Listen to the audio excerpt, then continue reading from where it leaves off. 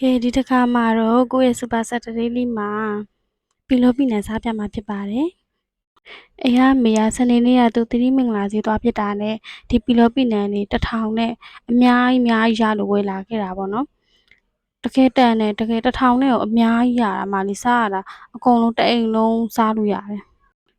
အပြင်မှာဝယ်စားမယ်ဆိုရင်တစ်ခုကို400လား500လားပေးရတာပေါ့နော်။အခုကျတော့ကိုယ့်ဟာကိုယ်ဝယ်စားလိုက်တဲ့အခါကျတော့တကယ်အများကြီးစားရပါတယ်1000မိုးနဲ့အများကြီးစားရတယ်။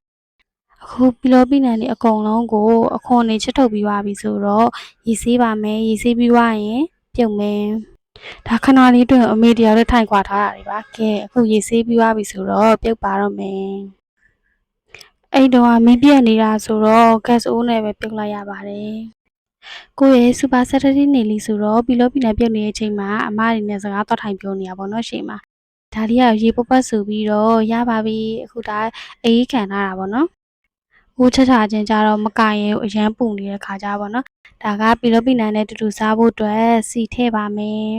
အမှန်တော့ပေါ့နော်စီထည့်တော့ကင်မရာခလုံးမဖွင့်လိုက်မိတဲ့ခါကျနောက်တစ်ချိန်ပြန်ထည့်တဲ့ခါကျစီကနည်းနည်းများပါတယ်ပြီးတော့စားထည့်ပါမယ်ပီလောပီနံနဲ့တို့စားဖို့အတွက်စီနဲ့စားလုပ်ပြီးသွားပြီဆိုတော့ဒါကတော့ ready to eat ပေါ့နော်စားဖို့အတွက်ကိုအမေကစားရလွယ်အောင်လို့ဓားလေးနဲ့တစ်ချောင်းချင်းစီပေါ့နော်အဲ့လိုမျိုးထွင်ပြီးထားတာပါတချို့ဆိုင်နေမှာဆိုရင်တော့လေအိစီနဲ့စားနိုင်ပြင်နှမ်းလေးပါထည့်ပေးကြမယ်ထင်တယ်အပြင်မှာတိတ်မဝယ်စားဖို့တဲ့ခါကျတော့ပေါ့နော်တိတ်မသိဘူးပေါ့ဒါကကိုတယောက်တည်းစားဖို့အတွက်ပြင်ထားတာပေါ့နော်အနောက်မှာအိမ်ကလူတွေစားဖို့တော့တအိုးကြီးအများကြီးကျန်သေးတယ်တကယ်1000နဲ့တော့တကယ်တန်တော့နော်အခုကြည့်နေတဲ့သူတွေရောအိမ်မှာပီလောပီနံကိုဘယ်လိုလေးလှူစားဖြစ်ကြလဲရှင်ကောမန့်လေးမှာရေးပေးပါအောင်နော်စောင့်ကြည့်ပေးရတဲ့ကျေးဇူးပါစားရငယ်